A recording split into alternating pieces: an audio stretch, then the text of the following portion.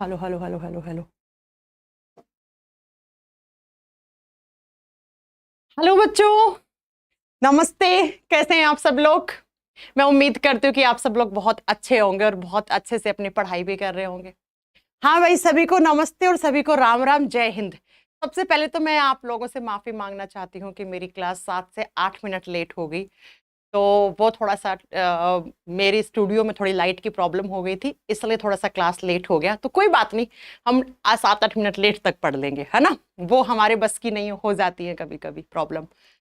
चलो फिर स्टार्ट करें अपनी आज की क्लास। सबसे पहले लाइव आके बताइए कैसे हैं आप सब लोग। सब बढ़िया चल रहा है? आप सब लोगों के लिए मैं थोड़ी सी पहले स्टार्टिंग में 1 से 2 मिनट आपके लेना चाहूंगी कि इस चैनल के ऊपर करियरविल रेलवे एग्जाम्स के इस चैनल के ऊपर डेली आपको मैथ्स, रीजनिंग, साइंस की क्लास की बेहतरीन तरीके से तैयारी करवाई जा रही है। मैथ्स आप राकेश सर से पढ़ रहे होंगे, रीजनिंग आज आपने अरुण सर से पढ़ा था, और अभी आपकी साइंस की क्लास में आपके सामने आ चुकी हूँ। साइंस में बायोलॉजी और केमिस्ट्री वाला पार्ट मैं करवाऊंगी और फिजिक्स वाला पार्ट है वो अंकुर सर करवाएंगे। राइट? सब ठीक है, सब बढ़िया ही चल रहा होगा। मुझे तो यही उम्मीद है कि सब अच्छा चल रहा होगा। चलो फिर आगे सब लोग स्टार्ट करें। ये जो आपकी पीछे आप देख रहे होंगे रेलवे रत्न सीरीज जो सर ने स्टार्ट करी है, राकेश सर ने, इसमें साइंस वाला पार्ट मैं आपका लेने वाली हूँ, अच्छे से आपको कवर करवाने वाली हूँ, है ना। आह, चलो अब मेरी बात को जरा ध्यान से सुनिए कि आप सभी जानते हैं कि ये साल और अगला साल, और अगर रेलवे की आरआरबी की मेहरबानी रही तो हर साल आपके सामने बहुत बढ़िया तरीके से रेलवे की वैकेंसीज देखने को मिलेंगी, है ना। क्योंकि रेलवे अपनी पहले से ही सारा का सारा 2025 के कैलेंडर का भी यहां पर आपके सामने एक नोटिफिकेशन जारी कर दिया है कि 2024 के एग्जाम तो हम करवाएंगे ही टाइम पे। क्योंकि आपको पता है अभी एएलपी टेक्नीशियन, एनटीपीसी, है ना, ग्रुप डी, जेई, इसमें से आरपीएफ, जेई, एएलपी टेक्नीशियन की तो आपको डेट भी मिल गई है एग्जामिनेशन की। तो अब यहां पर मैं डेली आपको साइंस करवाने वाली हूं। देखो, मैं फिजिक्स नहीं करवाऊंगी, फिजिक्स अंकुर सर करवाएंगे, बायोलॉजी केमिस्ट्री मैं करवाऊंगी। तो हो सकता है इस 8 बजे की क्लास में कभी अंकुर सर मिले, कभी मैं मिलूं, है ना, लेकिन मिलेंगे जरूर। चलिए फिर स्टार्ट करते हैं। सबसे पहले क्लास में आते ही आपका सबसे पहला जो क्लास का रूल होगा वो ये होगा कि आपको इस क्लास में आते ही इस क्लास को लाइक कर देना है। लाइक का मतलब सिर्फ ये है कि यस मैम, हम तैयार हैं आपके साथ बढ़िया तरीके से मेहनत करने के लिए, है ना। तो फटाक से आते ही सबसे पहले लाइक का बटन पे एकदम ठोक दो, है ना। चलो अब स्टार्ट करते हैं अपनी आज की क्लास। आज की क्लास में हम एक चैप्टर आपसे डिस्कस करेंगे जिस चैप्टर को हम बोलते हैं सर्कुलेटरी सिस्टम, परिसंचरण तंत्र। ह्यूमन बॉडी, हमारा जो शरीर है वो एक मशीन की तरह काम करता है। जैसे एक मशीन काम करती है, ठीक हमारे बॉडी है ये एक मशीन की तरह काम करता है। और हमारे बॉडी में एक सिस्टम है जिसको आप बोलते हैं सर्कुलेटरी सिस्टम, परिसंचरण तंत्र। ये दिख रहा है, ये आपका शरीर अंदर से इसी तरीके से दिखता है। अब इस सर्कुलेटरी सिस्टम, एक ऐसा सिस्टम, सर्कुलेटरी सिस्टम को बोलते हैं परिसंचरण तंत्र। सर्कुलेटरी सिस्टम में ऐसे ऑर्गन्स आते हैं जो ऑर्गन्स क्या करते हैं, हमारे बॉडी में सर्कुलेशन का काम करवाते हैं। जो क्या करवाते हैं? सर्कुलेशन का काम करवाते हैं। अब सर्कुलेटरी सिस्टम कौन कौन से ऑर्गन से मिलकर बना हुआ होता है? आप लिखोगे यहां पे ब्लड। ब्लड जो होता है वो सर्कुलेटरी सिस्टम का लिक्विड पार्ट होता है। दूसरा जो होता है उसको बोलते हैं हम ह्यूमन हार्ट। हार्ट भी ब्लड को सर्कुलेट करने का काम करता है। तीसरा हम पढ़ेंगे ब्लड वेसल्स के बारे में जिसको हम रक्त वाहिकाएं कहते हैं। और फोर्थ में हम यहाँ पर 4-5 क्वेश्चंस डिस्कस करेंगे लिम्फ के बारे में जिसको हिंदी में लसिका कहते हैं हम। ठीक है, ओके। चलो, तो इन चारों के चारों क्वेश्चंस मैं आपको थ्योरी के रूप में जब क्वेश्चंस करवाऊंगी तो वहां पे पूरी थ्योरी पढ़ा दूंगी कि इससे और कैसे क्वेश्चंस बनते हैं। तो आइए अपने पहले चैप्टर की तरफ जाते हैं और पहले चैप्टर का क्वेश्चन नंबर 1 आपकी स्क्रीन पे ये है। पहले आपको अच्छे से क्वेश्चन पढ़ना है, ठीक है, जल्दबाजी कोई नहीं मचाएगा, बढ़िया तरीके से आंसर देंगे सारे बच्चे। और पहला क्वेश्चन क्या कह रहा है, सिर्फ इसी चैप्टर के क्वेश्चन है, अलग चैप्टर से हटके आपको क्वेश्चन नहीं मिलेंगे, सर्कुलेटरी सिस्टम के ही क्वेश्चन मिलेंगे। आओ फिर फटाक से आपके बोर्ड पे पहला देखो, एकदम सही क्लास चल रही है, कोई प्रॉब्लम नहीं है। कोई हल्का सा जो ब्लर होगा वो प्रॉब्लम भी आपकी कल ठीक हो जाएगी, आज सही है एकदम, ठीक है। चलो, पहला जो क्वेश्चन है आपकी स्क्रीन पे वो क्या कह रहा है, फटाक फटाक से पढ़िए। Human blood platelets release dash which helps in blood clotting. हमारे खून के अंदर 3 टाइप की सेल्स होती हैं, आरबीसी, डब्ल्यूबीसी, प्लेटलेट्स। प्लेटलेट्स को बोलते हैं हम रक्त बिंबाणु कोशिकाएं। आजकल आप सुन रहे होंगे डेंगू बहुत चल रहा है, और डेंगू जब होता है तो प्लेटलेट्स की संख्या घट जाती है। ऐसा क्यों होता है, अभी हम आगे आपको पढ़ाने वाले हैं। तो हमारे बॉडी में जो ब्लड प्लेटलेट्स होती हैं उनका काम क्या होता है, उनका काम क्वेश्चन में ही छुपा है। ब्लड प्लेटलेट्स करती हैं ब्लड क्लोटिंग करवाने का काम करती हैं, रक्त का थक्का जमाने का काम करती हैं। क्या होता है ब्लड क्लोटिंग?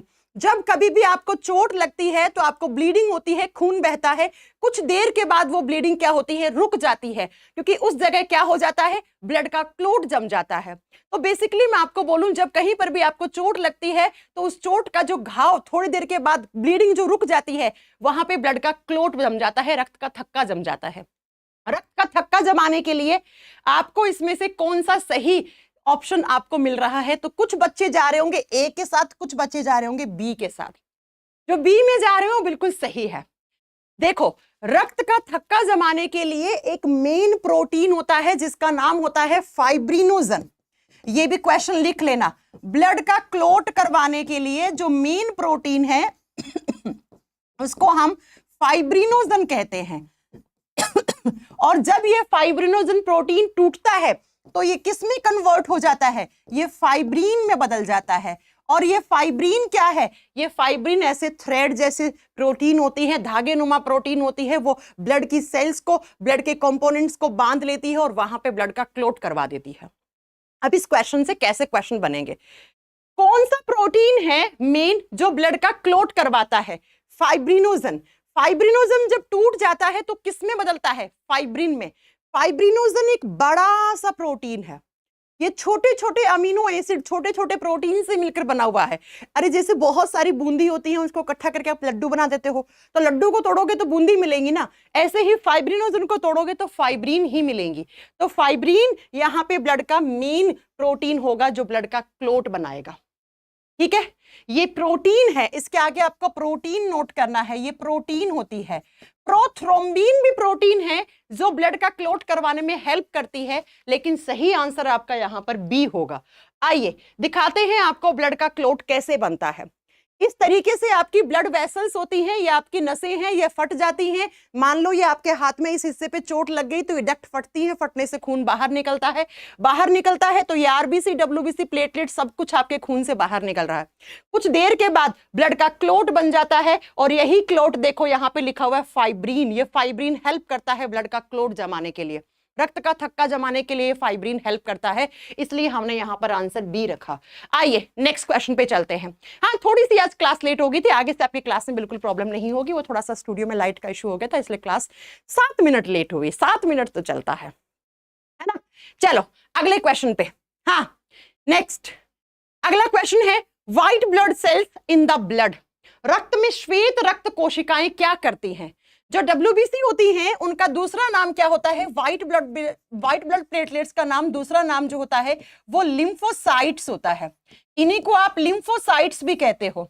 और डब्ल्यूबीसी का काम क्या होता है? डब्ल्यूबीसी का काम होता है इम्यूनिटी देना, रोगों से लड़ने की प्रतिरोधक क्षमता बढ़ाना।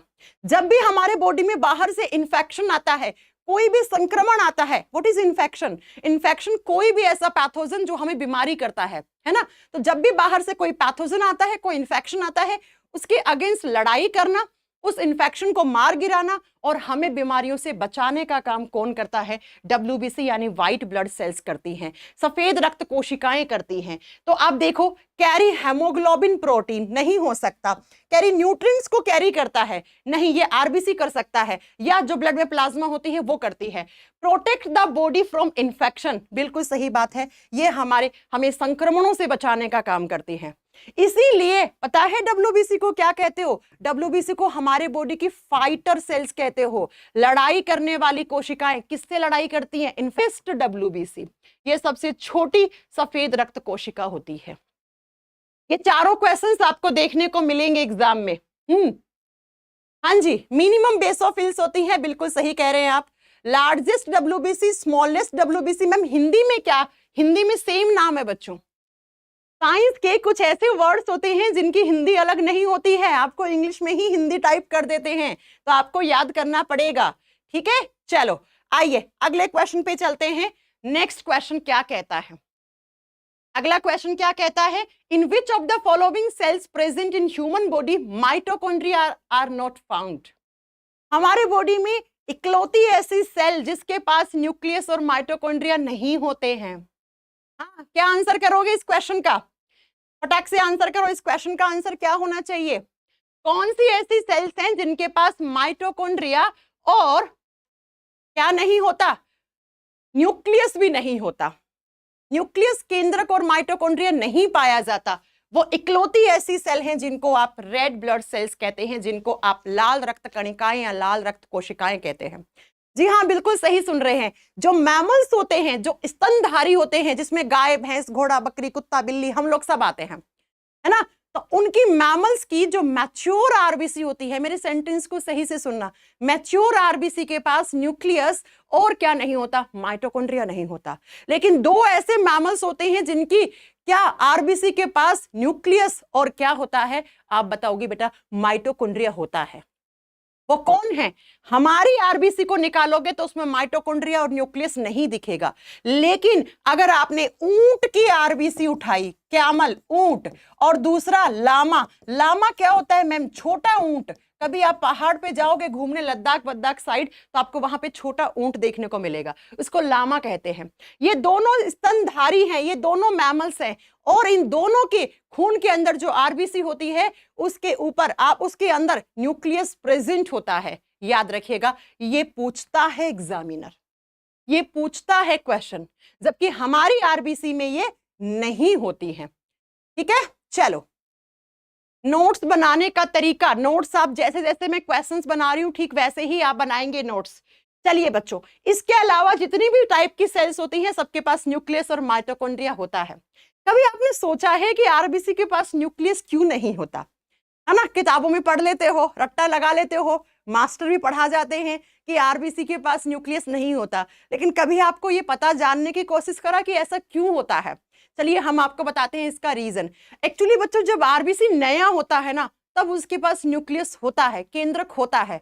लेकिन जैसे जैसे आरबीसी बड़ा होता है, मैच्योर होता है, तो उसका न्यूक्लियस जो होता है, उसका जो केंद्रक होता है, वो उसके साइटोप्लाज्म में, उसके कोशिका द्रव्य में घुल जाता है। क्यों घुल जाता है वो सुनो, क्योंकि आरबीसी का काम होता है ऑक्सीजन और CO2 को ट्रांसपोर्ट करना। हमारे बॉडी में जो ऑक्सीजन और CO2 गैसेस होती हैं, उनको ट्रांसपोर्ट करने का काम करता है कौन? आरबीसी। अरे आरबीसी का फुल फॉर्म क्या है? Red blood cells.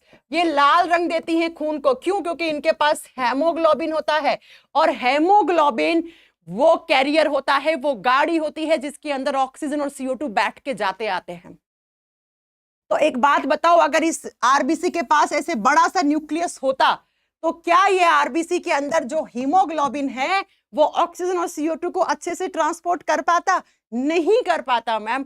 इसलिए हमारे बॉडी में जो आरबीसी होती है उसके अंदर न्यूक्लियस नहीं होता है, केंद्रक नहीं पाया जाता है।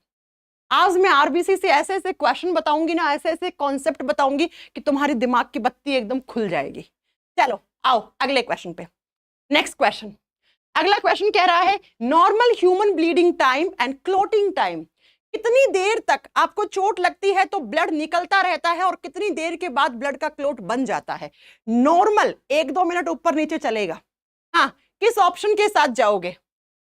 चलिए बताइए मैम। पीडीएफ कहाँ मिलेगी?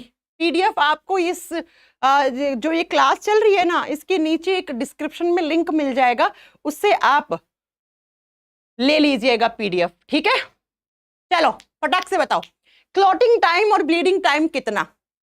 मैक्सिमम मिनिमम आपको दोनों याद करना है। देखो बच्चों, क्लॉटिंग पहले ब्लीडिंग दिया हुआ है ना, पहले ब्लीडिंग है ना, तो ब्लीडिंग 2 मिनट से लेकर 5 minute, 7 minute, 8 minute, 9 minute, maximum मान लो 10 मिनट। उससे ऊपर ब्लीडिंग में अगर टाइम लग रहा है तो कुछ ना कुछ गड़बड़ है, ब्लड का क्लोट नहीं बनेगा। तो 2 से 7 मिनट तक आपका ब्लीडिंग हो सकता है। क्लोटिंग में मैक्सिमम टाइम 10 मिनट लग सकता है, उससे ऊपर लग रहा है, इसका मतलब ब्लड का क्लोट नहीं बनेगा। इसका मतलब रक्त का थक्का जमने में कोई प्रॉब्लम हो रही है, कोई इश्यू आ रहा है, आपको डॉक्टर के पास जाने की जरूरत है। वैसे मैं आपको बता दूं क्लोटिंग में सिर्फ 2 से 4 मिनट या 2 से 5 मिनट लगता है, लेकिन अगर 2 से 10 मिनट का भी ऑप्शन हो तब भी आप सही कर सकते हो। ठीक है, तो इस क्वेश्चन का आंसर ऑप्शन नंबर सी होगा, ऑप्शन नंबर सी होगा। 10 मिनट से ऊपर क्लोटिंग टाइम लग रहा है, इसका मतलब कोई प्रॉब्लम हो गई है। जब तक ब्लड का क्लोट नहीं बनेगा तब तक आपकी ब्लीडिंग नहीं रुकेगी, है ना। चलो अगला question, which of the following is not a blood group? इनमें से कौन सा एक ब्लड ग्रुप नहीं होता है? इनमें से कौन सा एक ब्लड ग्रुप नहीं है? चलो, हमारा ब्लड ग्रुप किस सिस्टम में आता है? हमारा ब्लड ग्रुप आता है एबीओ सिस्टम में। एबीओ सिस्टम, एबीओ तंत्र में, एबीओ सिस्टम में टोटल 8 ब्लड ग्रुप होते हैं। कौन कौन सा? A positive, A negative, B positive, B negative, A B positive, A B negative, O positive, O negative. ठीक है, तो कौन सा ब्लड ग्रुप नहीं होता? एच टाइप का कोई ब्लड ग्रुप नहीं होता। आपकी जनरल इंफॉर्मेशन के लिए एक चीज बता दूं मैं, हम बोलते हैं A B O blood group, वैसे ये ओ ब्लड ग्रुप नहीं होता, ये 0 ब्लड ग्रुप होता है। लेकिन आप खुद सोचिए, अगर मैं बोलूं ए बी 0 अच्छा लगेगा या ए बी ओ अच्छा लगेगा? तो ए बी ओ अच्छा लगेगा। इसको 0 इसलिए कहते हैं क्योंकि ओ ब्लड ग्रुप वाले में एंटीजन नहीं होता, 0 एंटीजन होता है, इसलिए इसको 0 ब्लड ग्रुप कहा था। लेकिन बच्चा 0 सुनने में अच्छा नहीं लगता तो ए बी ओ कहा गया। इस तरीके से आपके 8 ब्लड ग्रुप होते हैं। बात करते हैं कि इन 8 में से यूनिवर्सल डोनर ब्लड ग्रुप कौन सा है? हाँ जी, बताइए जरा, यूनिवर्सल डोनर ब्लड ग्रुप कौन सा है? यूनिवर्सल डोनर का मतलब होता है सर्वदाता, सबको खून दे सकता है। वो कौन सा होता है? That is O negative. O negative. अब आप कहोगे ma'am why not O positive? O positive में पॉजिटिव वाला एंटीजन होता है। ओ वाला, ओ पॉजिटिव वाला भी यूनिवर्सल डोनर है, लेकिन पॉजिटिव सिर्फ पॉजिटिव्स के लिए है, जबकि नेगेटिव्स पॉजिटिव नेगेटिव दोनों को खून दे सकता है। अगर मैं आपसे पूछूं यूनिवर्सल रिसीवर ब्लड ग्रुप कौन सा है? यूनिवर्सल रिसीवर का मतलब क्या होता है? सर्वग्राही, सबसे खून ले ले, है ना, जिसको अगर खून की जरूरत पड़े तो उसको ब्लड ग्रुप चेक ना करवाना पड़े, सर्वग्राही, सबसे ग्रहण करने वाला, that is A B positive. A B positive. Ma'am reason दो दोनों का, रीजन आता है एग्जाम में, चलो सुनो। ओ नेगेटिव वाले में नो एंटीजन, कोई एंटीजन ही नहीं होता, कोई प्रतिजन ही नहीं होता, और जब एंटीजन जाएगा ही नहीं ओ वाले में तो सामने वाले की एंटीबॉडी अटैक ही नहीं करती है, अटैक ही नहीं करती हैं। तो ओ नेगेटिव का खून किसी को भी चढ़ा दो, है ना, बड़ा महंगा आता है ओ नेगेटिव ब्लड ग्रुप। सुल्तान मूवी देखी है ना, उसमें अनुष्का शर्मा को बेटा होता है, बेटा या बेटी जो भी होती है ना, उसकी डेथ हो जाती है क्योंकि उसका ओ नेगेटिव ब्लड ग्रुप होता है और उस समय ओ नेगेटिव ब्लड ग्रुप उनको नहीं मिलता है, और वह सलमान खान से गुस्सा हो जाती है। क्यों? क्योंकि सलमान खान का ओ नेगेटिव ब्लड ग्रुप था, और अगर वो आ जाता, वो खेलने नहीं जाता है ना, ओलंपिक वगैरह जो भी वो खेलने गया था, अगर वो ना खेलने जाता अपने बच्चे की जान बचा लेता, है ना, इसलिए बनी है ना सुल्तान मूवी। तो बच्चों एंटीजन नहीं होता ओ नेगेटिव ब्लड ग्रुप में, इसलिए हम इसको यूनिवर्सल डोनर ब्लड ग्रुप कहते हैं। बच्चों एक बात मैं आपको अच्छे से बता दूं, एग्जाम में क्वेश्चन आता है कि हॉस्पिटल में इमरजेंसी कंडीशन में कौन सा ब्लड ग्रुप चढ़ाया जाता है? O negative blood group, O negative. मान लो किसी इंसान का एक्सीडेंट हो गया, उसका बहुत सारा खून बह गया, उसको रोड पे कुछ लोग उठा के हॉस्पिटल ले गए। अब हॉस्पिटल वाले डॉक्टर्स के पास इतना टाइम नहीं है कि उसका ब्लड ग्रुप चेक करने बैठे, है ना, तो वो क्या करते हैं, वो इमरजेंसी कंडीशन में ओ नेगेटिव ब्लड ग्रुप चढ़ा देते हैं, चढ़ा सकते हैं। O A B positive universal receiver है, क्यों? क्योंकि इसमें नो एंटीबॉडी, इसमें कोई एंटीबॉडी नहीं होती, इसमें कोई प्रतिरक्षी नहीं होती। अरे जब कोई एंटीबॉडी नहीं है मेरे खून में, है ना, ए और बी वाली, तो मैं किसी का भी खून ले लूं, जब एंटीबॉडी नहीं है तो रिएक्शन ही नहीं होगा, रिएक्ट ही नहीं करेंगे एंटीबॉडी। इसलिए हम इसको बोलते हैं यूनिवर्सल डोनर, इसको बोलते हैं यूनिवर्सल रिसीवर ब्लड ग्रुप। दोनों का रीजन मैंने दे दिया है। अब मुझे कमेंट बॉक्स में टाइप करके बताओ who is the father of blood group. मुझे कमेंट बॉक्स में टाइप करके बताओ who is the father of blood group. चलिए, हाँ बेटा, आईफोन सीरीज वाली क्लास जो है वो भी रेगुलर आपकी चलेगी, डोंट वेरी, उसकी 13 क्लासेस हो चुकी हैं, वो भी चलेगी। आपको पढ़ने से मतलब है, आपके तो बल्ले बल्ले हैं, है ना, दोनों जगह पढ़ लीजिए बच्चा, है ना। आपका तो फायदा ही फायदा है। चलो, who is the father of blood group? Carl Landsteiner is the father of blood group, है ना। उन्होंने सन 1900 से 1901 में ब्लड ग्रुप की खोज की थी, जिसको उनको 30 साल बाद 1930 में नोबेल प्राइज मिला था। राइट, चलिए अगला question. Which of the following circulate impure blood? NTPC का प्रीवियस ईयर का क्वेश्चन है।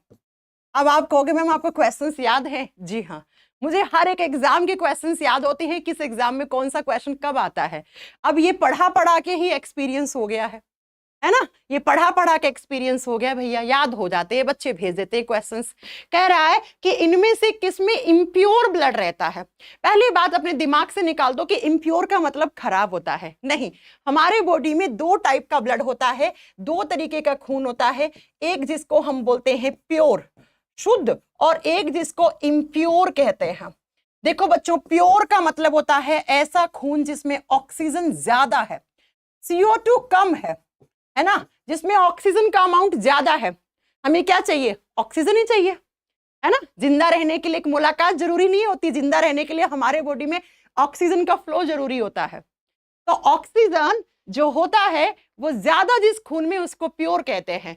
और जिस खून में ऑक्सीजन कम है, CO2 ज्यादा है, उसको हम डीऑक्सीजनेटेड ब्लड या इम्प्योर ब्लड कह देते हैं। इसको ऑक्सीजनेटेड या शुद्ध रक्त कहते हैं, इसको इम्प्योर। अब आप कहोगे मैम इम्प्योर का मतलब तो खराब हो गया। नहीं, अरे भाई, आपको भगवान ने 2 फेफड़े देके भेजा है, आप सब में 2 फेफड़े हैं, इसीलिए आप क्लास देख पा रहे हो, है ना। नहीं तो आप देख ही नहीं पा रहे होते, आपका भूत देख रहा होता क्लास। समझ रहे हो आप? फेफड़ों का एक काम होता है हमारे खून में ऑक्सीजन घोलना, CO2 बाहर करना। तो इम्प्योर थोड़ी है वो खून। तो आपसे पूछा है इनमें से किसके अंदर इम्प्योर? इम्प्योर का मतलब क्या हो गया? जिसमें CO2 वाला ब्लड है, जिसमें कार्बन डाइऑक्साइड ज्यादा घुली हुई है, डीऑक्सीजनेटेड ब्लड है। चलिए बात करते हैं पल्मोनरी वेन। हाँ, वैसे सारी वेन्स में, सारी सिराओं में इम्प्योर ब्लड रहता है, लेकिन पल्मोनरी वेन में हमेशा प्योर रहता है, ऑक्सीजन वाला रहता है। आपसे इम्प्योर पूछा है। पल्मोनरी आर्टरी, जी हाँ सही सुने, वैसे धमनियों में हमेशा प्योर ब्लड रहता है, आर्टरीज में हमेशा प्योर ब्लड रहता है, लेकिन एक आर्टरी में हमारे बॉडी में हमेशा इम्प्योर ब्लड रहता है, दैट इज पल्मोनरी आर्टरी। इसमें CO2 वाला ब्लड होता है। ये आपका क्वेश्चन का आंसर है। आयोटा क्या होती है? Iota is the largest artery. Iota हमारे शरीर की सबसे बड़ी धमनी होती है। बोलते हैं ना फलाना इंसान का बीपी हाई हो गया था, उसका आयोटा फट गया, वो यही आयोटा फट जाता है, वो यही आयोटा फट जाता है। तो एल्वेलाई, आयोटा, पल्मोनरी वेन में हमेशा प्योर ब्लड रहता है, जबकि पल्मोनरी आर्टरी में हमेशा इम्प्योर ब्लड रहता है। अब आओ जरा बात करते हैं मैम, पल्मोनरी आर्टरी होती कहाँ है? अरे आप जानते हैं हमारे हार्ट में 4 चैम्बर होते हैं। कुछ ऐसा होता है आपका हार्ट, है ना, कुछ ऐसा होता है। अब मुझे पता है कुछ लोग बोलेंगे मैम अगर ये हार्ट है तो फिर ये क्या है ना। ऐसे ये बना के बीच में से तीर लगा के, इधर तुम लिखते हो राकेश, इधर लिखते हो सोनिया। ऐसा कोई स्ट्रक्चर नहीं होता है आपके हार्ट का, है ना। इसको आप दिल बोलते हो। दिल नाम का शब्द बायोलॉजी में, साइंस की डिक्शनरी में एग्जिस्ट ही नहीं करता है। अरे ये मूवीज में अच्छा लगता है, गानों में अच्छा लगता है ये सुनना कि मेरा दिल तुम्हारे पास है, मैंने तुम्हारा दिल ले लिया, मैंने तुमको दिल दे दिया, तुमने मेरा दिल तोड़ दिया, है ना, मेरे दिल में तुम रहते हो सनम। ये सब फालतू की बातें होती हैं। हार्ट में ना इमोशंस होते हैं ना फीलिंग्स होती हैं। हार्ट का काम एक ही होता है। पहली बात तो दिल नाम का शब्द ही नहीं होता है ना। हार्ट को हिंदी में हृदय कहते हैं, और हार्ट का एक ही काम है, जो ब्लड आता है हार्ट के पास इम्प्योर हमारे बॉडी से, उसको प्योर होने के लिए लंग्स के पास भेजना, लंग्स से वापस प्योर ब्लड हार्ट पे आता है और हार्ट पंप करके पूरे बॉडी में ऑक्सीजन वाले ब्लड को भेज देता है। सिर्फ हार्ट का यही काम है, और बच्चों यही काम हार्ट को करने दो। अगर तुम हार्ट में ऐसे तीर चलाओगे ना, तो यहाँ पे हार्ट के इस डायरेक्शन में कैसा ब्लड होता है हमेशा? आप बताओगे प्योर। तो सोनिया के पास प्योर चला गया, राकेश के पास तो इम्प्योर है, राकेश कैसे जिंदा रहेगा? तो ऐसी कोई स्ट्रक्चर नहीं होती है आपके हार्ट की। हार्ट कुछ ऐसे शेप का होता है, ये दिख रहा है, बंद मुट्ठी के आकार का। और हमारे हार्ट में 4 चैम्बर होते हैं, 2 ऑरिकल्स 2 वेंट्रिकल्स, ऊपर वालों को आलिंद, नीचे वालों को निलय कहते हैं। ये जो निलय होता है कौन सा, राइट वाला, क्या इसको बोलते हैं राइट वेंट्रिकल, इसको हम क्या कहते हैं, राइट वेंट्रिकल, दायां निलय कहते हैं। और इसी दाएं निलय से निकलती है पल्मनरी आर्टरी, इसी से निकलती है पल्मनरी आर्टरी। देखो ना फोटो में, ये राइट वेंट्रिकल है, इससे ये जा रही है, हाँ जी मैम ये जा रही, इसी को तो क्या बोलते हैं, पल्मनरी आर्टरी बोलते हैं। पल्मनो शब्द का मतलब होता है लंग्स, ये फेफड़ों के पास जाती है और क्या लेके, CO2 वाला ब्लड, और कहती है फेफड़ा इसमें से CO2 को आउट करवा दो और ऑक्सीजन घोल दो। तो पल्मनरी आर्टरी हमारे हार्ट के किस चैम्बर से कनेक्टेड होती है, it is connected with right ventricle, ये दाएं निलय से कनेक्टेड होती है। और ये इकलौती ऐसी आर्टरी है जिसमें हमेशा इम्प्योर ब्लड रहता है, और हार्ट का एक ही काम है, वो है ब्लड को पंप करना, और वही करने दो हार्ट को, कुछ और मत करवाना हार्ट से। हार्ट में कोई इमोशंस, कोई फीलिंग्स कुछ नहीं होती है, ये सब किसका खेल होता है, ब्रेन का एक हिस्सा होता है, दैट इज हाइपोथैलेमस।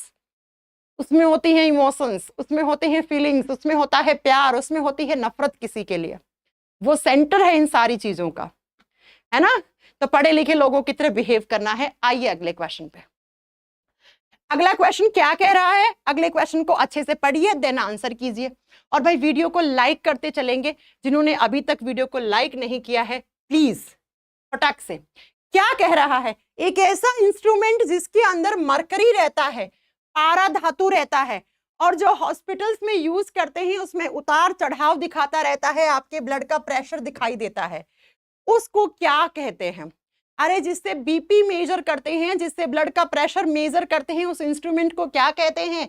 वो कुछ ऐसा दिखता है, इंस्ट्रूमेंट दिख रहा है ये इंस्ट्रूमेंट। हाँ, पुराने जमाने में थोड़ा सा वैसा वाला आता था, आजकल तो ये आ गया, पुराने जमाने में इतना बड़ा सा होता था, मरकरी ऊपर से नीचे गिर रहा होता था, है ना, आजकल एडवांस आ गया। इस इंस्ट्रूमेंट को कहते हैं स्फिग्मोमैनोमीटर। स्फिग्मोमैनोमीटर वो इंस्ट्रूमेंट है जो मेजर करता है आपके ब्लड का प्रेशर, बीपी बताता है ना। और इसमें क्या लिखा हुआ होता है, चलिए बात करते हैं यहां से कैसे क्वेश्चन आते हैं। आप सब जानते हो हमारे ब्लड का प्रेशर नॉर्मल, एक हेल्दी पर्सन का ब्लड का प्रेशर 120/80 होना चाहिए। mmHg, Hg is the symbol of mercury. हम हमारे ब्लड के प्रेशर को मर्क्यूरिक प्रेशर में मेजर करते हैं, कितना, 120/80, ये हेल्दी पर्सन है, ठीक है। अब ऊपर वाले का मतलब क्या है, ऊपर वाले में यहां लिखा हुआ SYS, कभी ये मशीन ढंग से देखना, उसमें ऊपर लिखा हुआ होता है SYS, इसका मतलब होता है सिस्टोलिक प्रेशर, सिस्टोलिक दबाव। और जो नीचे लिखा हुआ है वो क्या लिखा हुआ है, DIA, इसका मतलब होता है डायस्टोलिक प्रेशर, इसका मतलब होता है डायस्टोलिक प्रेशर। तो बच्चों जो ऊपर वाला वैल्यू होता है 120, इसको सिस्टोलिक प्रेशर कहते हैं, और नीचे वाले को डायस्टोलिक प्रेशर कहते हैं, ठीक है। अब क्या होता है सिस्टोलिक डायस्टोलिक, ये आगे बात करेंगे हम। यहां पे ये दिखा रहा है आपका पल्स रेट, 70 पल्स रेट है, 118 सिस्टोल है ऊपर वाला, 78 डायस्टोल है, ठीक है। एक हेल्दी पर्सन का 120 से 80 आना चाहिए। चलो आइए नेक्स्ट क्वेश्चन पे। अगला क्वेश्चन कह रहा है फॉर्मेशन ऑफ WBC, बहुत अच्छा क्वेश्चन है बच्चा, है ना, and destruction of RBC takes place in. अरे वो कौन सा अंग है जिसके अंदर दोनों काम हो सकते हैं, WBC बन भी सकती है और RBC मर भी सकती है। RBC का ब्रेकडाउन कहाँ होता है, मैम ने क्या पढ़ाया है, RBC का ब्रेकडाउन होता है स्प्लीन में, जिसको हम हिंदी में प्लीहा कहते हैं। RBC जो होती हैं वो जाकर टूट जाती हैं, जाके मर जाती हैं, किसमें, स्प्लीन में। मैम ये तो पॉइंट समझ में आ गया, लेकिन क्या स्प्लीन में WBC बन सकती है, जी हाँ, जी हाँ। जो स्प्लीन होता है उसको हम किसका हिस्सा मानते हैं, इम्यून सिस्टम का भी हिस्सा मानते हैं। और आप जानते हैं कि WBC is also known as immune cells. तो जो स्प्लीन होता है, प्लीहा होता है, उसमें RBC जाके मरती हैं और मर के कुछ दिनों के बाद वापस से रीजनरेट होना शुरू हो जाती हैं। इसीलिए हम स्प्लीन को कहते हैं ग्रेवयार्ड ऑफ RBC। ग्रेवयार्ड का मतलब क्या होता है, कब्रिस्तान। कब्रिस्तान में कैसे लोग जाते हैं, मरे हुए लोग जाते हैं, है ना। तो RBC भी मरने के लिए कहां जाती है, स्प्लीन में जाती है। मैम ये स्प्लीन कहां होता है, आपकी चेस्ट में क्या होते हैं, पसलियों का पिंजरा होता है, तो लेफ्ट साइड में नीचे की तरफ जो पसलियां होती हैं उसके नीचे स्प्लीन होता है, प्लीहा होता है। इसके अंदर आरबीसी गई, टूट गई, मर गई, टूट गई, मर गई, बात एक ही है, ठीक है। कुछ दिनों के बाद जो आरबीसी यहाँ पे टूट गई थी वो वापस से रीजनरेट होना शुरू हो जाती हैं और रीजनरेट होके यहाँ पे स्टोर हो जाती हैं आरबीसी ऐसे। तो अगर हमें कभी हमारे बॉडी को थोड़ी बहुत आरबीसी की कमी, खून की कमी लगी तो हम इस ब्लड बैंक से ले लेंगे। अरे जैसे अभी आपके अंदर खून की कमी होती है तो आप कहाँ जाते हो, किसी भी हॉस्पिटल की ब्लड बैंक में जाके क्या लेते हो, खून लेते हो। ऐसे ही हमारे बॉडी में अगर हल्की फुल्की खून की कमी, आरबीसी की कमी होती है तो हम इससे ले लेते हैं, किससे, स्प्लीन से। इसलिए हम स्प्लीन को blood bank of human body कहते हैं। ये हमारे शरीर का ब्लड बैंक है बच्चा, ये वो बैंक है जहां पे हल्का फुल्का ब्लड तो हमेशा रहता है। किसकी फॉर्म में, आरबीसी की फॉर्म में। आप सोच रहे होंगे मैम आरबीसी को खून बोल रही हैं, जी हाँ, RBC is the main cell of blood. RBC मतलब खून, ठीक है। चलिए, तो स्प्लीन को ही हमारे शरीर का कब्रिस्तान कहते हैं, स्प्लीन को ही हमारे शरीर का क्या कहते हैं, ब्लड बैंक भी कहते हैं। यहां पे हल्की फुल्की डब्ल्यूबीसी बन भी सकती हैं और आरबीसी आगे मर भी सकती है। चलिए अगला question, human blood is which type of tissue. बड़ा थका हुआ क्वेश्चन, कुछ नया तो है नहीं इस क्वेश्चन में। टिश्यू क्या होता है, ग्रुप ऑफ सेल्स को हम टिश्यू कहते हैं। जब बहुत सारी सेल्स आपस में आके ऐसे जुड़ जाती हैं तो उसी स्ट्रक्चर को आप टिश्यू कहते हो। तो आप बताइए ना, खून में भी तो सेल्स है ना, आरबीसी, डब्ल्यूबीसी, प्लेटलेट्स, तो बहुत सारी सेल्स हो गई ना खून में, तो खून को टिश्यू कह दूं। हाँ, किस टाइप का टिश्यू कह दूं, कनेक्टिव टिश्यू। कनेक्ट करने का काम करता है ऑर्गन्स को। मेरे लीवर को मेरे ब्रेन के पास कोई मैसेज भेजना है तो मेरा जो लीवर है वो निकल के ब्रेन के पास थोड़ी ना जाएगा कि आजा ब्रेन, दोनों भाई बैठ के बात करते हैं, नहीं। अगर लीवर को कोई चीज पहुंचानी है किसके पास, ब्रेन के पास, तो वो किस में डालेगा, खून में डालेगा। और खून तो 24 घंटे 7 दिन ऐसे सर्कुलेट हो रहा है आपके बॉडी में। अरे कहीं भी चोट लगे खून तो निकलता है ना, यहाँ यहाँ यहाँ यहाँ कहीं भी चोट लगे खून निकलता है ना, क्योंकि हर जगह खून है। तो बच्चों, जो ब्लड है उसने ब्रेन और लीवर को आपस में जोड़ने का काम कर दिया, तो मैं इसको कनेक्टिव टिश्यू कह सकती हूँ। जी मैम कह दीजिए। तो blood is a type of connective tissue. हाँ, ब्लड कौन सी स्टेट में होता है, लिक्विड, तो ब्लड को हम लिक्विड कनेक्टिव टिश्यू कहते हैं, तरल संयोजी उत्तक कहते हैं। कुछ कनेक्टिव टिश्यूज के एग्जाम्पल लिख लीजिए भाई साहब, जरा लिखिए। ब्लड भी कनेक्टिव टिश्यू है, ऐसे ही जो बोन्स होती हैं, हड्डियां होती हैं, अस्थियां, वो भी क्या होती है, कनेक्टिव टिश्यू होती है। ऐसे ही जो मसल्स होती हैं, मसल्स नहीं, आप यहाँ मसल्स तो मस्कुलर सिस्टम में गया, मस्कुलर टिश्यूज में गया। आप लिखना बोन्स के बाद लीगामेंट, लीगामेंट एक शब्द सुना होगा आपने। ऐसे ही टेंडोन जिसको कंडरा कहते हैं, है ना। और ये कार्टिलेज, कार्टिलेज को कहते हैं हम उपास्थि, उपास्थियां।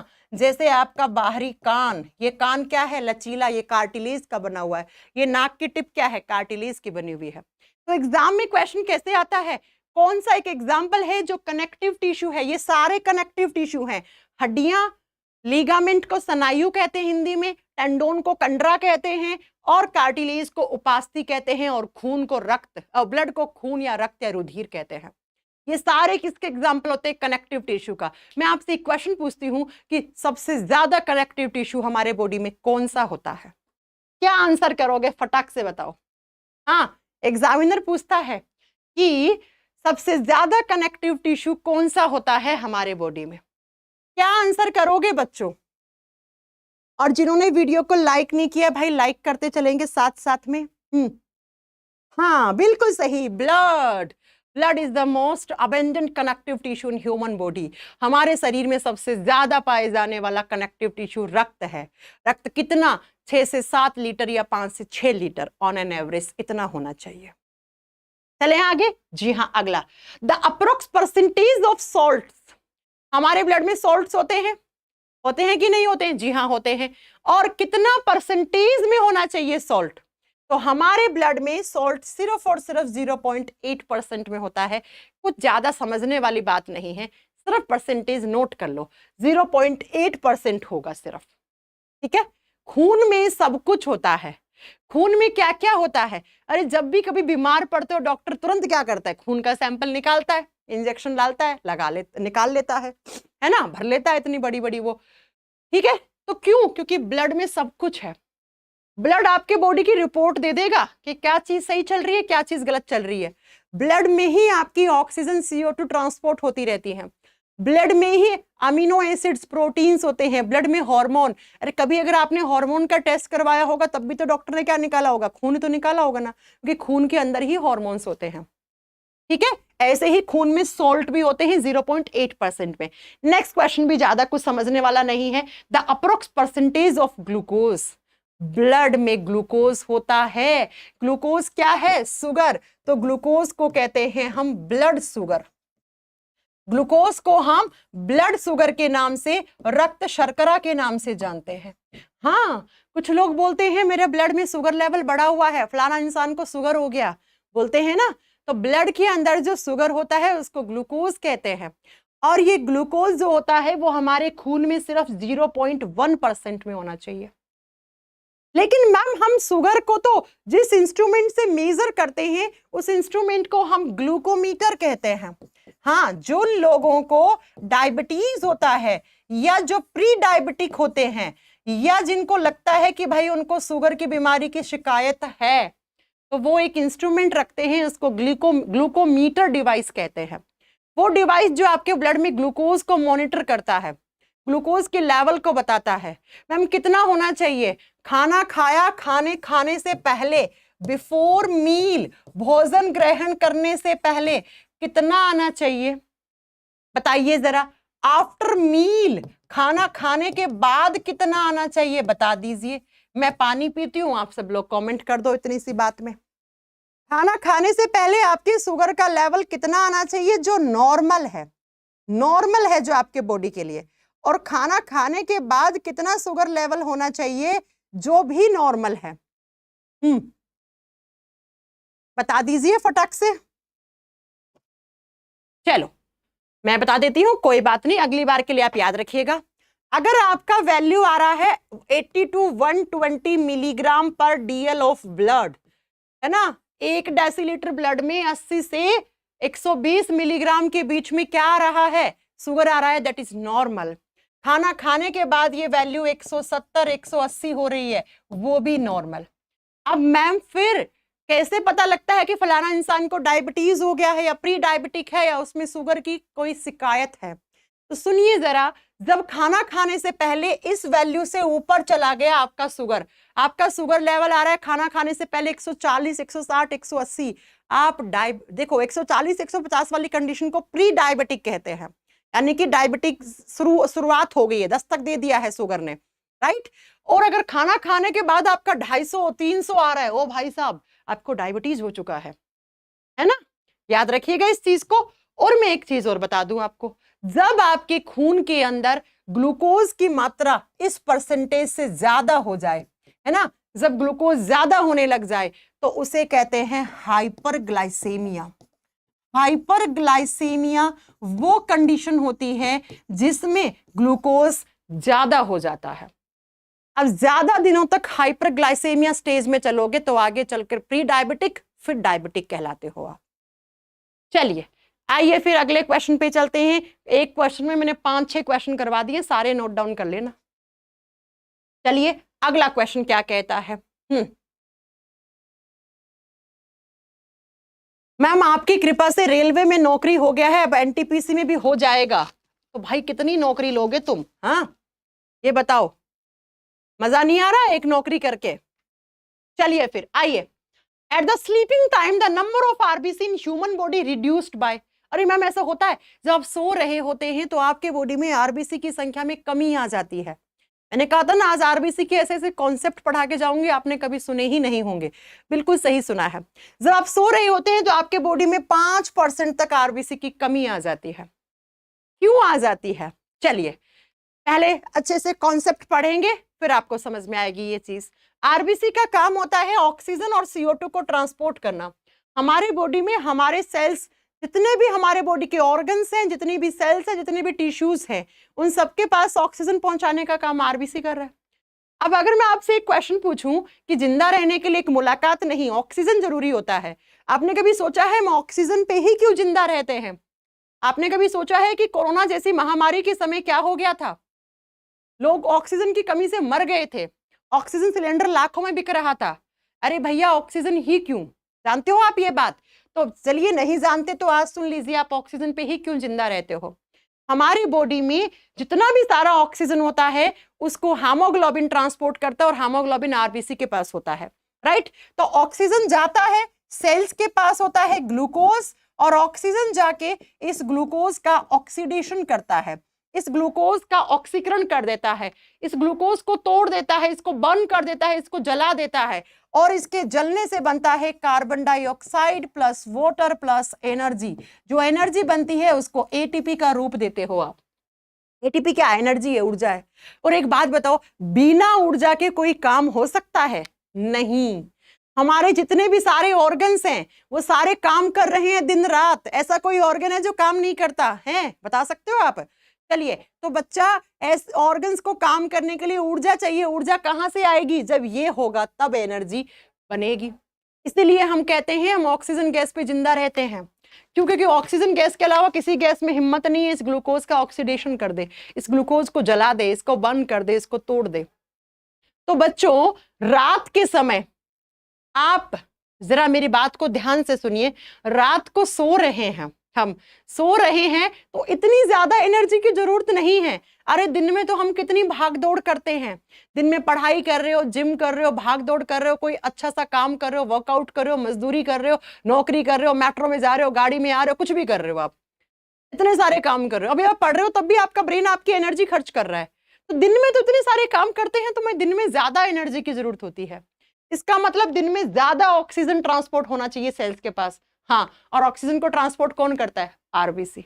लेकिन अगर रात में आप इतना काम करते हो क्या जितना आप दिन में करते हो? No ma'am. तो रात को आपके बॉडी को एनर्जी की रिक्वायरमेंट कम होती है। इसका मतलब कंपैरेटिवली दिन के मुकाबले में रात में आपके बॉडी में ऑक्सीजन सेल्स के बीच में थोड़ा कम जाता है। इसका मतलब आरबीसी जो है अपना प्रोडक्शन कम कर सकती है 5%। आगे बात समझ में? तो रात को सोते समय हमारे बॉडी में एनर्जी का फ्लो थोड़ा कम हो जाता है दिन के मुकाबले में, इसलिए रात में सोते समय हमारे बॉडी में ऑक्सीजन का ट्रांसपोर्ट थोड़ा कम चाहिए होता है, जिसकी वजह से हमारे बॉडी में आरबीसी की संख्या में 5% तक कमी आ सकती है। आइए अगले क्वेश्चन पे। नेक्स्ट क्वेश्चन इसी का जस्ट उल्टा। जब आप हाइट पे जाते हो, क्वेश्चन कह रहा है 4200 मीटर की ऊंचाई तक पहुंचने के बाद आरबीसी की संख्या कितना % बढ़ने लग जाती है। जब आप हाइट पे जाते हो, पहाड़ चढ़ते हो, तो वहां पर आपके बॉडी में आरबीसी की संख्या में बढ़ोतरी होना शुरू हो जाती है। क्यों? पहले सुनो, कितने % तक? 30% तक आरबीसी बढ़ सकती है। हाँ, 30% तक आरबीसी बढ़ सकती है। अब सुनिए जरा, ऐसा क्यों होता है? आप जानते हो जितना हाइट पे जाओगे उतना ही एटमॉस्फेरिक प्रेशर कम होता जाएगा, वायुमंडलीय दबाव कम होता जाएगा, कम होगा, ऑक्सीजन कम होगा। अब ऑक्सीजन हमारे बॉडी में ट्रांसपोर्ट कौन करता है? आरबीसी करता है। अरे भाई, ऑक्सीजन ट्रांसपोर्ट करने का काम हेमोग्लोबिन का होता है, और हेमोग्लोबिन किसके पास होता है? आरबीसी के पास होता है।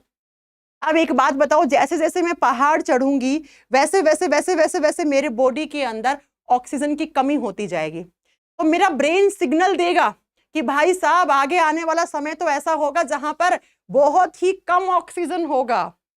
तो मेरा ब्रेन कहता है आरबीसी तुम अपना प्रोडक्शन इंक्रीज कर लो। क्यों? क्योंकि जितनी ज्यादा आरबीसी उतना ज्यादा ऑक्सीजन आ जाएगा। तो जब हम पहाड़ पे चढ़ते हैं तो हमारे बॉडी में आरबीसी की संख्या में बढ़ोतरी होना शुरू हो जाती है, ताकि हमारे बॉडी में ऑक्सीजन का लेवल डिक्रीज ना हो। अब आप और ऊंचा जा रहे हो, 10,000 हाइट पे चले गए, तब थोड़ी ना ये काम चलेगा। अब तो ऑक्सीजन सिलेंडर लेके जाना पड़ेगा आपको। हल्का फुल्का हाइट पे जा रहे हो तो आरबीसी का प्रोडक्शन इंक्रीज हो सकता है। किडनी एक एरिथ्रोप्रोटीन करके नाम एक प्रोटीन निकालती है, जिससे आपके बॉडी में जो कि आरबीसी का प्रोडक्शन है वो फास्ट होना शुरू हो जाता है। तो रात को सोते समय आरबीसी की संख्या में कमी होती है। ऊपर हाइट पे जाते हो, पहाड़ों पे जाते हो, तो आरबीसी की संख्या में बढ़ोतरी हो जाती है।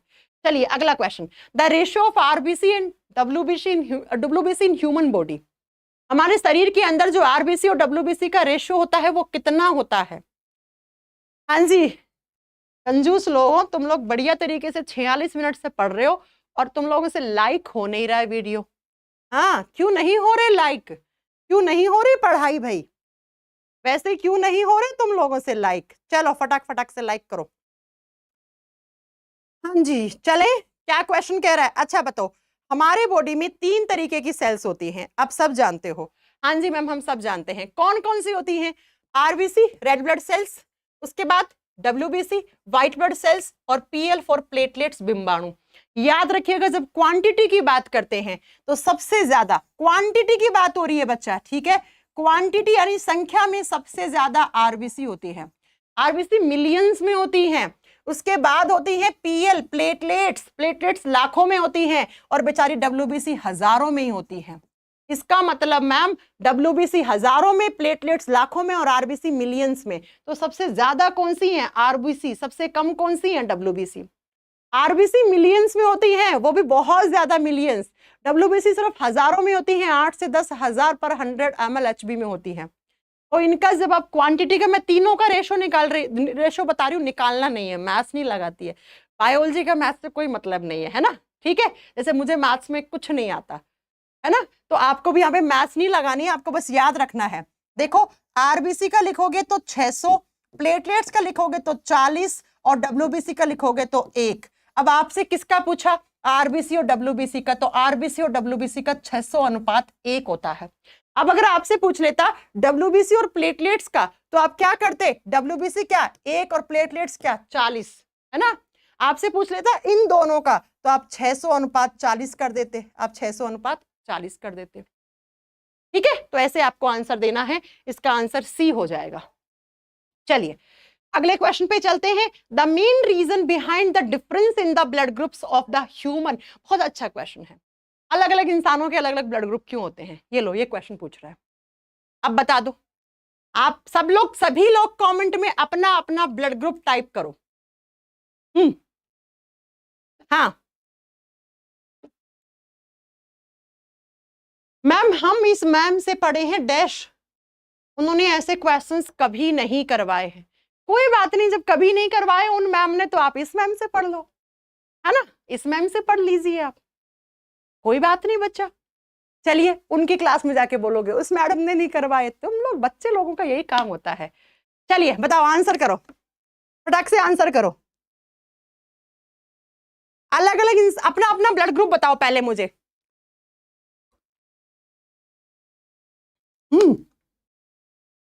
बता दिया होगा। अब कोई ऐसा महानुभाव जिसको अपना ब्लड ग्रुप ही नहीं पता? भाई साहब, इस उम्र में आ गए हो आप, आपको अपना ब्लड ग्रुप पता होना चाहिए। क्या पता, भगवान ना करे ऐसा हो, आपको खून की जरूरत हो, और क्या पता आप किसी को खून देके अपनी जान बचा लो, है ना? तो पता होना चाहिए इस उम्र में।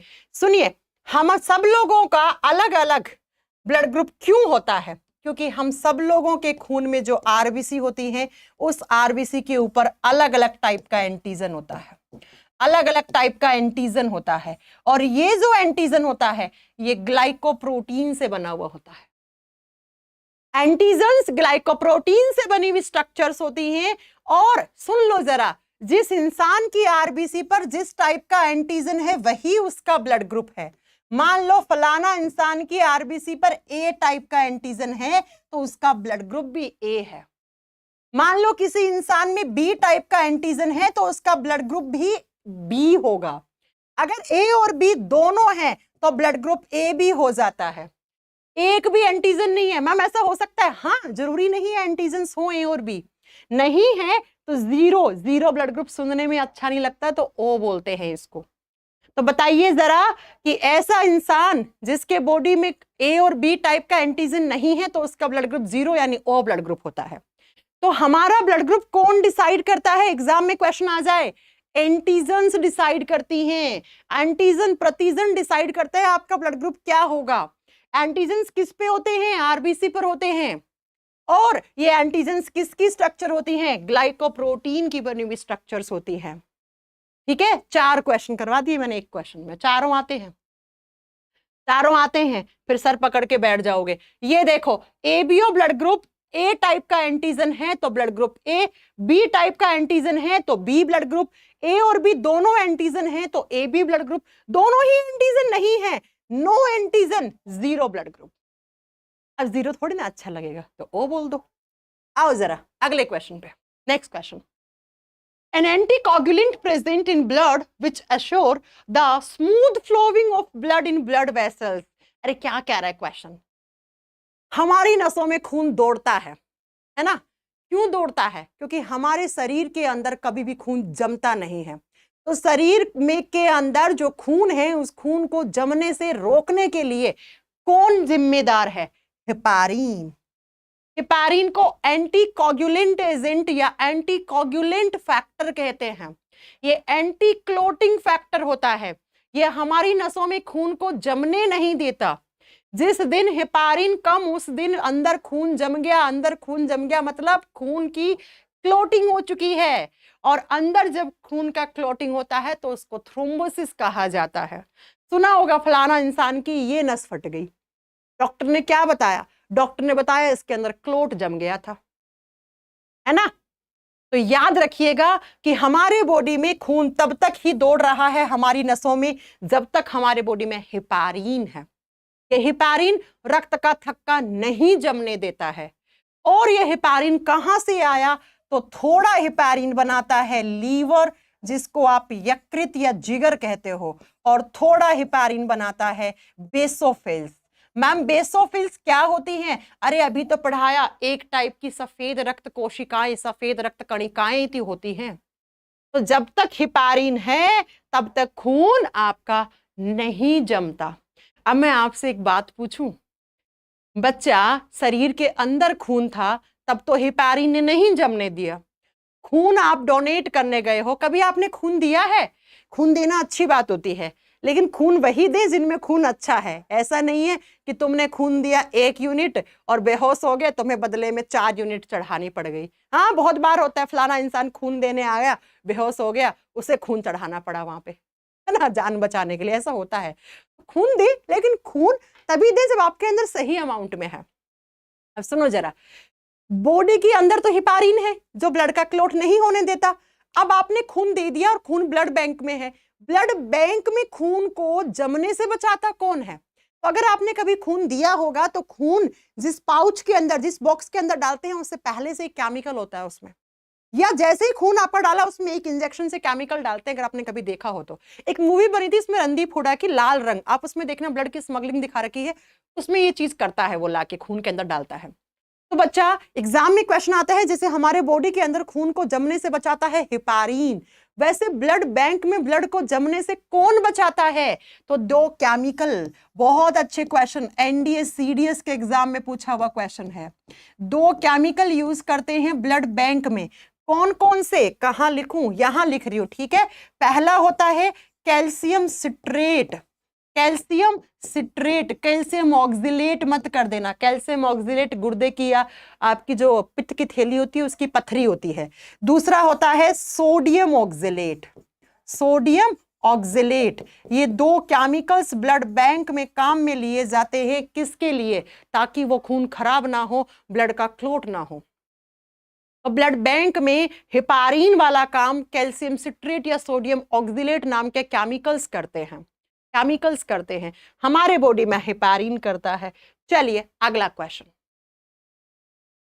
हाँ भाई नेक्स्ट क्वेश्चन। मैम आईफोन वाली सीरीज को मैं आपको करवाऊंगी, डोंट वरी। आइए, वो भी चल रही है। नेक्स्ट क्वेश्चन, मजा आ रहा होगा ना, बढ़िया लेवल के क्वेश्चन चल रहे होंगे, है ना। आप देखो अभी कुछ दिनों के बाद आपके सामने आएंगे ग्रुप डी की वैकेंसी। कहने को वो ग्रुप डी का पेपर है, लेकिन आप जब उस पेपर का साइंस देखोगे ना, आपका दिमाग बौखला जाएगा। अरे मैम ऐसे साइंस के क्वेश्चंस आते हैं। हाँ पढ़ना पड़ेगा इसलिए। आइए क्या कह रहा है? A proteinaceous compound present in the blood which is extremely capable of binding with CO2 and oxygen.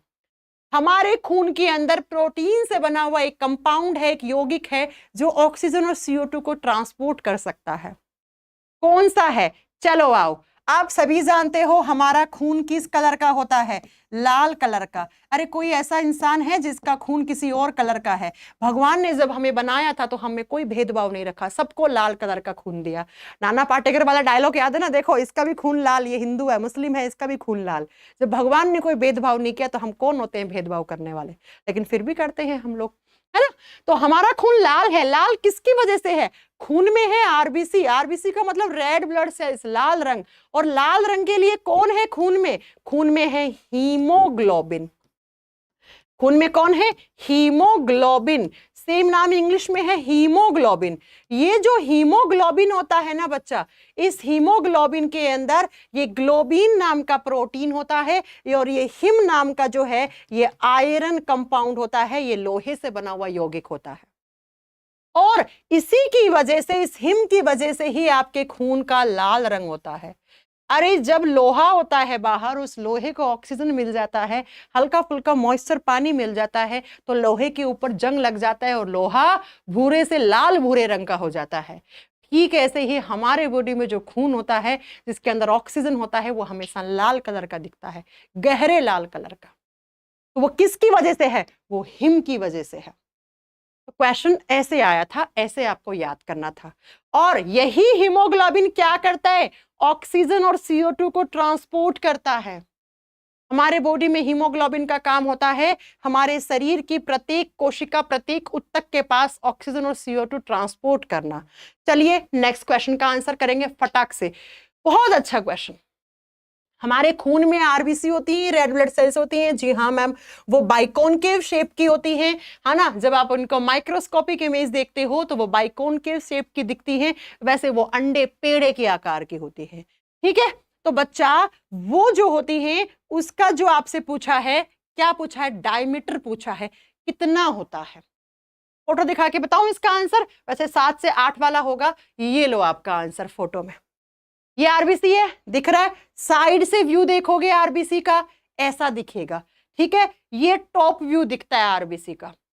ये क्या है? ये टॉप व्यू है, और ये आपका साइड से व्यू दिखता है पेड़े जैसा। और ये कितनी?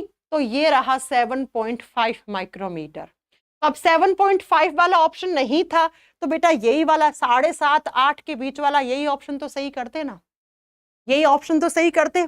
तो ये हमारी आरबीसी का साइज का, डायमीटर का ऑर्डर है। अब मैं आपसे 2 क्वेश्चन पूछना चाहती हूँ। आरबीसी यानी खून, खून तो सब में होता है। सबसे बड़ी आरबीसी किसकी है इस धरती पे? इस धरती पे लार्जेस्ट आरबीसी किसकी होती है?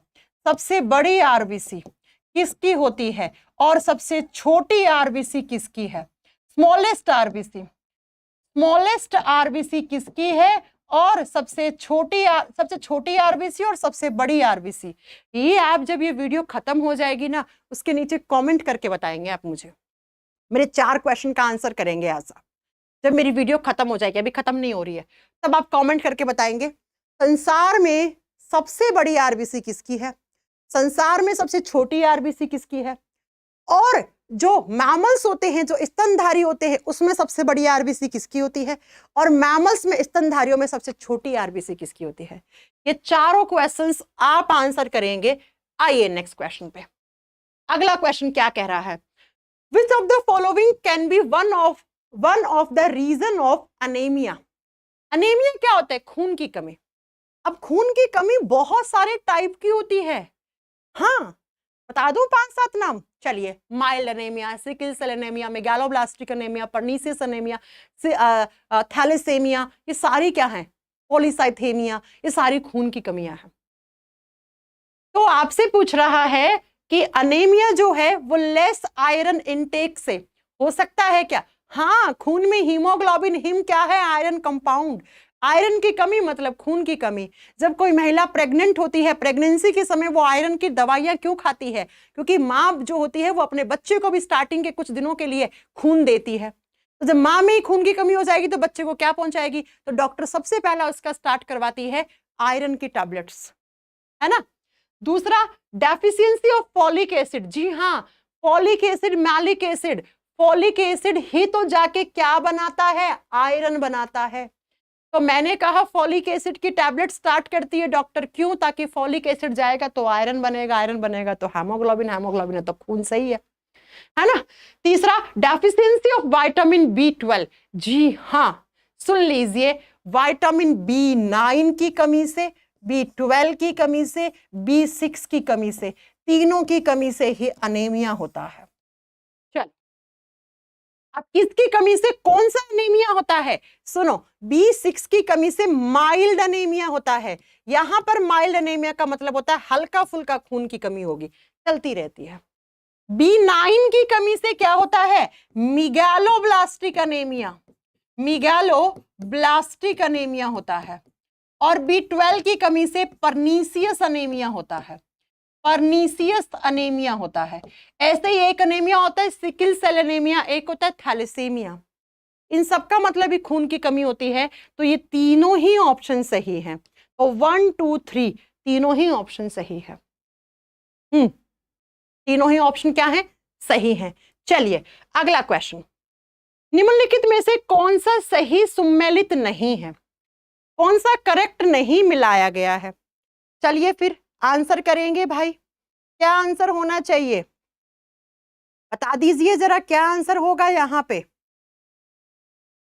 एरिथ्रोसाइट्स, आरबीसी का जो दूसरा नाम होता है उसी को एरिथ्रोसाइट कहते हैं। सुनिए, एरिथ्रो शब्द का मतलब हमेशा रेड कलर होता है, साइट का मतलब सेल, तो लाल कलर वाली सेल्स लाल रक्त कणिकाएं।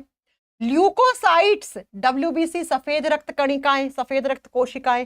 थ्रोम्बोसाइट, थ्रोम्बो का मतलब होता है क्लोट बनाना, जो क्लोट बनाने में हेल्प करती हैं उनको प्लेटलेट्स, उनको बिंबाणु कोशिकाएं कहते हैं। और आजकल यही प्लेटलेट्स कम हो रही हैं, कब? जब डेंगू होता है। दो स्टेटमेंट बोल रही हूं, ध्यान से सुनना। जब, दो नहीं 3 बताऊंगी मैं स्टेटमेंट। जब डेंगू होता है तो प्लेटलेट्स की संख्या में कमी आती है, प्लेटलेट्स की संख्या घट जाती है। जब मलेरिया होता है किसी को तो आरबीसी की संख्या में कमी आती है। और जब कभी किसी को HIV एड्स होता है तो उसमें WBC की संख्या कम हो जाती है। और कौन सी WBC? लिम्फोसाइट। कौन सा लिम्फोसाइट? T lymphocyte. क्या तीनों स्टेटमेंट से क्वेश्चन नहीं देखे तुम लोगों ने प्रीवियस ईयर के? नहीं देखे? बता दो सच, देखे हैं मैम। मलेरिया के समय आरबीसी की कमी, डेंगू के समय प्लेटलेट्स की कमी, और HIV एड्स के समय WBC तो बहुत सारे होते हैं, कौन से? लिम्फोसाइट। कौन सा? T lymphocyte. ये तीनों क्वेश्चंस एग्जाम में आते हैं, तीनों के ये नाम है, बिल्कुल सही मिलाया गया है। तो नन ऑफ दीज, गलत कोई है ही नहीं, गलत कोई है ही नहीं, तो डी होगा, डी होगा। मैम आईफोन में कैरियरविल का एप्लीकेशन डाउनलोड नहीं होता, क्या करें? अरे तो भाई पढ़ने वाले बच्चों के लिए आईफोन का काम क्या है? हाँ, पढ़ने वाले बच्चों के लिए आईफोन कोई काम की चीज है क्या? चलो आइए, पढ़ाई करो आप दूसरे फोन से, एंड्रॉइड फोन से, या लैपटॉप में भी तो चलती होंगे एप्लीकेशन, ताकि आप टेक्निकल टीम को फोन करके एक बार पूछ लीजिए। चलिए अगले क्वेश्चन पे चलते हैं। अगला क्वेश्चन कह रहा है, ए हीमोफिलिक मैन, है ना, एक लड़का है, उसको हीमोफिलिक है, उसके अंदर फैक्टर्स की कुछ कमी है जो क्लोट करते हैं, और जो लड़की है वो नॉर्मल है। इन दोनों की शादी हो जाए, भाई लड़की को हीमोफीलिया वाले फैक्टर्स नहीं है, मतलब लड़की हीमोफीलिया की कैरियर नहीं है यहाँ पे, तो उनके जो बच्चे होंगे उनमें कितना % चांस है कि हीमोफीलिया वाले बच्चे पैदा हो जाए? कितना % चांस है कि हीमोफीलिया वाले बच्चे पैदा हो सकते हैं? 0%। 0% चांस है। Option number A is right. क्यों मैम? क्यों मैम? क्योंकि बच्चों हीमोफीलिया, हीमो का मतलब ब्लड, फीलिया का मतलब लव, प्यार करने वाला, इस बीमारी के अंदर क्या होता है? हीमोफीलिया डिजीज में क्लोटिंग वाले फैक्टर की कमी हो जाती है। क्लोटिंग फैक्टर का मतलब होता है जो रक्त का थक्का जमाते हैं, उन कारक की कमी हो जाती है। बच्चों टोटल 13 टाइप के ब्लड क्लोटिंग फैक्टर होते हैं हमारे बॉडी में। Most of the factors are produced by liver. अधिकांशतः जो फैक्टर होते हैं वो लीवर ही बनाता है। इसमें से एक फैक्टर होता है 8, एक होता है फैक्टर 9। फैक्टर 8 की कमी होती है तो हीमोफीलिया ए होता है, फैक्टर 9 की कमी होती है तो हीमोफीलिया बी होता है। हीमोफीलिया वो बीमारी है जहां पे ब्लड क्लॉटिंग फैक्टर की कमी हो जाती है। तो ऐसे इंसानों के अंदर ब्लड क्लॉटिंग नहीं हो पाता है या देरी से होता है, ऐसे लोगों को चोट लगती है तो नॉर्मल इंसानों के मुकाबले में उनका खून ज्यादा बह जाता है। इसी को हीमोफीलिया कहते हैं। हीमोफीलिया की कैरियर लड़कियां होती हैं, लड़कियों वाले क्रोमोसोम डिसऑर्डर है ये। तो यहाँ पे तो कहा लड़की को है ही नहीं, नॉर्मल है, तो बच्चों में भी तो कैसे आ सकता है, नहीं आ सकता ना, 0% पॉसिबिलिटीज है। हीमोफीलिया दो टाइप का होता है। हीमोफीलिया एक जेनेटिक डिसऑर्डर होता है, एक आनुवंशिक बीमारी है। ये वो आनुवंशिक बीमारी है जिसके अंदर रक्त का थक्का जमने वाले कारकों की कमी हो जाती है, और ऐसे जो हीमोफीलिया की जो कैरियर होती हैं वो महिलाएं होती हैं। तो अगर महिला नॉर्मल है तो उसके बच्चों में हीमोफीलिया होने के चांसेस 0% हैं। ठीक है। और इसमें क्या होता है, इसमें क्लॉटिंग फैक्टर्स की कमी हो जाती है, जैसे फैक्टर 8 और फैक्टर 9। 8 की कमी होगी तो हीमोफीलिया ए, और 9 की कमी होगी तो हीमोफीलिया बी होता है। कुल 13 प्रकार के हीमोफीलिया फैक्टर्स की जरूरत होती है हमारे बॉडी में। और ये हीमोफीलिया जो है, इसी का दूसरा नाम होता है रॉयल डिजीज। ये शाही बीमारी है बच्चों, क्योंकि रॉयल फैमिली में क्वीन विक्टोरिया की फैमिली तो भाई रॉयल फैमिली ही मानते हैं, है ना। तो उसकी फैमिली में इस बीमारी के बारे में ज्यादा जानकारियां मिली थी, इसलिए हम इस बीमारी को रॉयल डिजीज के नाम से भी बड़ी फेमस है ये बीमारी। तो ये हीमोफीलिया के बारे में आपको क्वेश्चन का आंसर करना था 0%। चलिए, ये क्वेश्चन नंबर 22 हम कल की क्लास में करेंगे। मेरी क्लास का समय समाप्त हो चुका है। तो ये आपकी आज की क्लास थी सर्कुलेटरी सिस्टम। कल भी सर्कुलेटरी सिस्टम पढ़ाऊंगी, ठीक है। कल भी इसी चैप्टर के क्वेश्चंस करेंगे। अब बताओ क्लास कैसी लगी, हुई ज्ञान की प्राप्ति? बच्चों यकीन मानना, ये जो क्लास है वो रेलवे का कोई एग्जाम दे लेना तुम लोग, एनडीए, सीडीएस, है ना, साथ में बीपीएससी, स्टेट पीसीएस में आरएएस, है ना, जेपीएससी, यूपीपीसीएस, आप यूपीएससी की तैयारी कर रहे हो उसमें जनरल साइंस जो आता है, इन सब के लिए मोस्ट इंपॉर्टेंट सीरीज है ये। जिसने लगा डाली उसकी लाइफ झिंगा लाला, है ना। चलो, कैसी लगी क्लास? मुझे लगता है कि मैंने बहुत अच्छे से पढ़ाया है। अगर आपको भी लगता है कि मैडम ने अच्छे से पढ़ाया है तो भाई इस वीडियो को लाइक कर दीजिए, चैनल को सब्सक्राइब कर लीजिए, और साथ में अगर आप चाहते हैं कि मैम से थ्योरी पढ़ लें तो एक साइंस स्पेशल का वीओडी बैच है, आप इसे ज्वाइन कर सकते हैं। हाँ, प्रैक्टिस ये सीरीज ऐसे ही चलेगी। मैं वीक में कोशिश करूंगी 2 से 3 दिन इधर क्लास लेने की, बिल्कुल। और ये आप जानते होंगे राकेश सर का भी मैथ स्पेशल का बैच आया है रेलवे के लिए, बहुत ही मिनिमम फी में, है ना। तो आप इस मैथ स्पेशल को बैच को ज्वाइन कर सकते हैं कैरियरविल की ऐप से। और ये साइंस स्पेशल का वीओडी है जिसमें बायोलॉजी, केमिस्ट्री मैंने पढ़ाया है, फिजिक्स अंकुर सर ने पढ़ाया है। ये कैरियरविल की एप्लीकेशन पे मिलेगा, थ्योरी बैच अगर आप ज्वाइन करना चाहते हैं। बाकी ये क्लास आपकी ऐसे ही चलेगी। कल भी मैं इसी क्लास को यहीं पे कंटिन्यू करूंगी। टाइम 8 बजे है, आ जाइएगा। सर्कुलेटरी सिस्टम पढ़ेंगे, आगे का जो बचा है कॉन्सेप्ट वो करेंगे। मैंने जो होमवर्क के लिए क्वेश्चन दिया था वो मुझे वीडियो के नीचे कमेंट करके जरूर बताएंगे। जो बच्चा सबसे अच्छा कमेंट करेगा कल उसका नाम लेंगे क्लास में, है ना। तो सबसे अच्छे से एक्सप्लेन करेगा उसका नाम कल की क्लास में लिया जाएगा। बच्चों राम राम, जय हिंद। बढ़िया से पढ़ाई करो, बढ़िया से सिलेक्शन लो, क्योंकि रेलवे में बम्पर तरीके से भर्तियां हैं और आने भी वाली हैं। बहुत जल्दी आपका ग्रुप डी के एग्जाम, ग्रुप डी में लगभग मुझे लगता है 35-30 हजार तो वैकेंसी आएंगी। ठीक है, तो लग जाइए, तैयारी कर लीजिए, अब नहीं तो फिर कभी नहीं। देख रहे थे एक बच्चा कमेंट कर रहा था, ऑलरेडी सिलेक्टेड हूं फिर भी एनटीपीसी दूंगा इस बार। कंपटीशन बहुत हाई है। चलिए फिर मिलते हैं कल की क्लास में, तब तक के लिए अपना ध्यान रखिए, अच्छे से रहिए भैया, बढ़िया तरीके से। सबको मेरी तरफ से राम राम, जय Hind, bye bye, take care.